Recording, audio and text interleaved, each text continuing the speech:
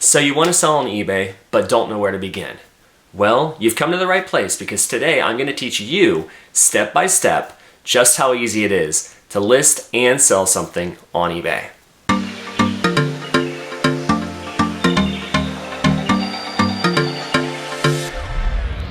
All right, let's jump right in.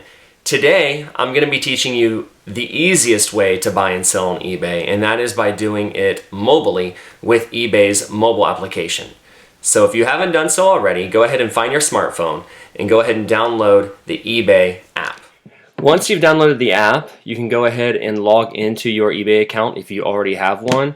If not, go ahead real quick and create an account. It's completely free and easy to do. You'll just go in and add your basic contact information, your email address, all of your personal information, and then you'll go ahead and open up the application. The very first thing you want to do is try to find something to sell. And that's actually a lot easier than most people think. What I like to encourage people to do is to take a laundry basket or maybe a storage container and go around your house looking for items that you don't really use or need anymore. Maybe you can go in your closet and find an old t-shirt, or go into a junk drawer and find your old smartphone that you don't need anymore because you upgraded to a newer one. Whatever it is, pick something that you're not going to miss and get ready to list it on eBay. Now today I'm going to be modeling how to sell a hat. Now whatever item you have, it really doesn't matter because the format for selling or listing an item on eBay is identical no matter what type of item you are wanting to sell.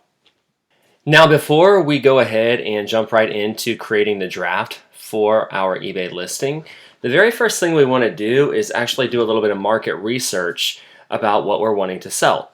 Now in this case I'm selling a Dodge Ram Puma branded baseball cap. Now I'm going to open up my eBay application, and on your eBay app you should see on the very bottom a little magnifying glass that says search.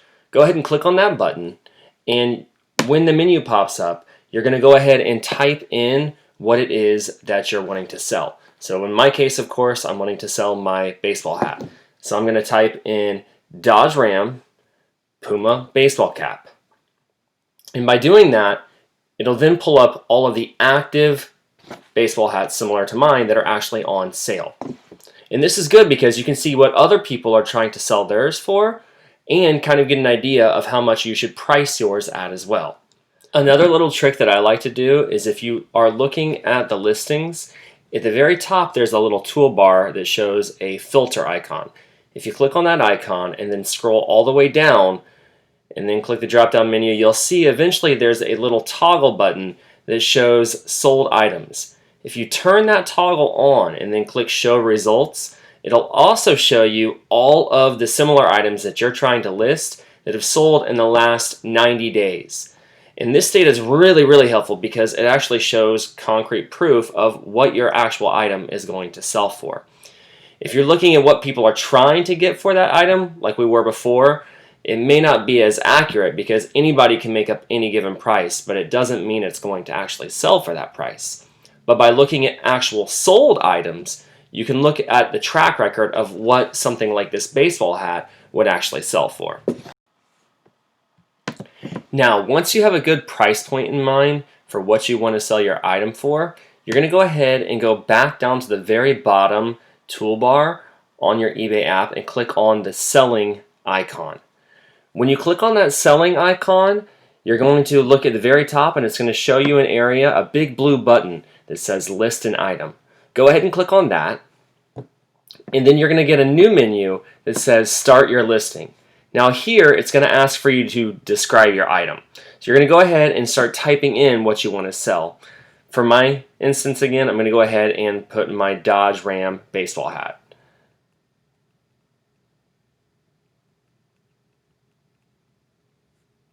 After you do that, go ahead and hit enter, and it's going to bring up a bunch of pictures of items that may be similar to yours. Go ahead and ignore those items and click create a new listing. It's going to ask you for a few more details about what you're trying to sell. Is it brand new? Is it new without tags, new with defects, or is it something pre-owned, meaning something you've worn before? Now that you've selected the condition of your item, you're going to be brought to the listing summary page.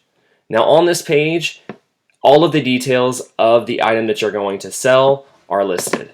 And we're going to work our way up from the very top, starting with your photographs. Now, the photographs are the most important part of your entire listing.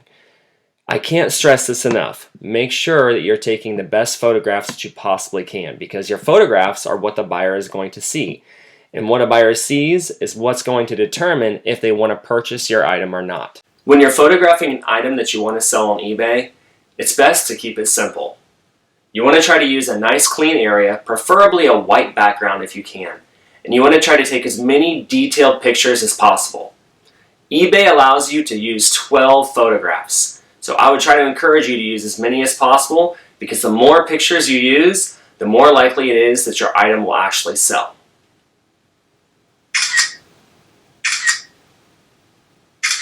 Now that we're finished photographing our item, we're going to go ahead and click the Done tab at the top of the screen, and that's going to take us back to our listing summary page.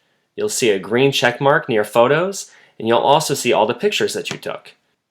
Down below the photos area, you're going to see your title that you created when we started the listing. Go ahead and click back on that title, because we're going to go ahead and make it a little bit better. Now when I say better, we want to be really descriptive. Think of this kind of like a Twitter post. You get 80 characters to try to say as much about your item as possible to help other people that are looking for it find it. So my original title said Dodge Ram baseball hat. I'm going to go ahead now and beef up that title. I'll call it Men's Dodge Ram and Puma Black Baseball Hat Flex Fit Cap, and then I'll even go ahead and give the size small and size medium. Whatever you're listing, be as descriptive as possible. The more detailed you are, the more likely people are to find your item, and you'll have a better likelihood of it actually selling. Now that we're finished with our title, we're going to scroll down to the item specifics category. Item specifics are where you're going to list specific features of your item.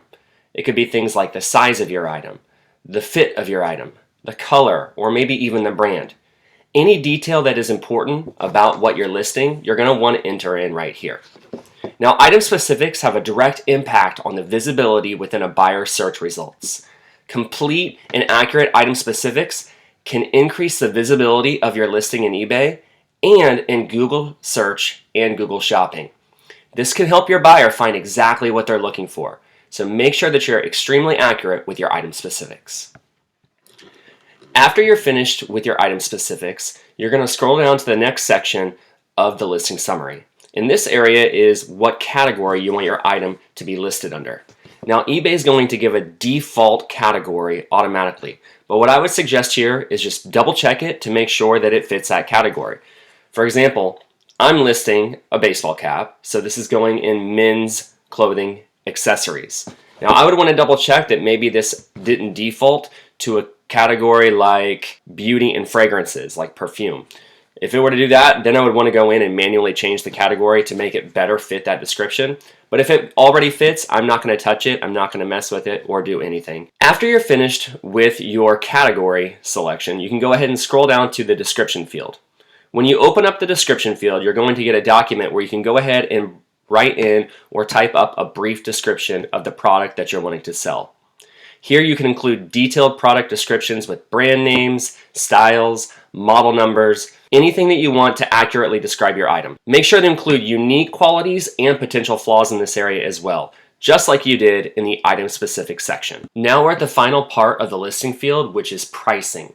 And this part is extremely important. So go ahead and open up the pricing tab. And here you're going to notice it probably is going to default to an auction. With an auction, you only have 7 days to get somebody to buy your item. And if you're doing an auction, you're hoping that somebody's going to bid the price up to a higher price. Most items, I would say nearly all items nowadays, never really sell well at auction. I have over 15,000 items in my store and I have 0 auctions. What I would recommend instead is pricing your item as buy it now.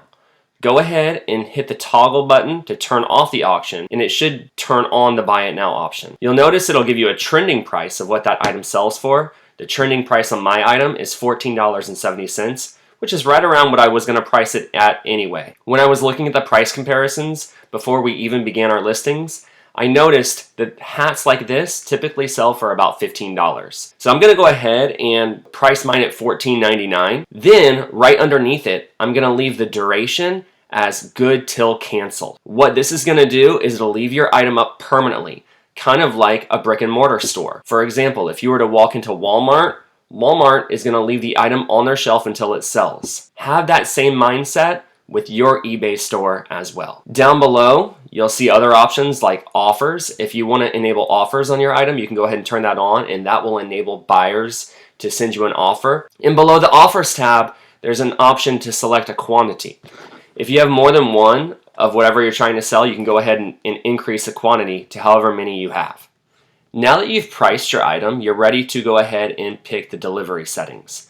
This is where you go in and you enter how you want your item to be shipped. Go ahead and click on the Delivery tab, and here you're going to enter in your package details. If you know the dimensions of your package, the length, width, and height, you can go ahead and enter that in inches.